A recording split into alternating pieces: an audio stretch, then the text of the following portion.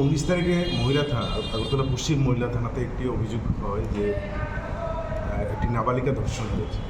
তো ঘটনা বিস্তারিত যেভাবে অভিযোগ করা হয়েছে সেটা হচ্ছে প্রকৃত ঘটনা হচ্ছে 9 তারিখে একটি নাবালিকা মেয়ে তার প্রতিবেশীর বাড়িতে যাওয়ার পর প্রতিবেশীর বাড়িতে যাওয়ার একটি ছেলে সে প্রাপ্তবয়স্ক ছেলে একটি ও তার সাথে তাকে জোরপূর্বক ধর্ষণ করে এই ধরনের অভিযোগ।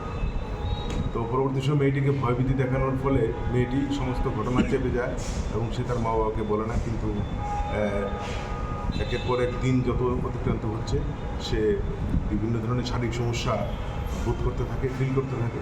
তো পরবর্তী সময় সে গত 17 তারিখে সে তার মার কাছে সমস্ত ঘটনা খুলে বলে। তখন তার মা তাকে নিয়ে প্রথমে হসপিটালে যায় এবং ডক্টর সঙ্গে সঙ্গে তাকে হসপিটালে ভর্তিও করে।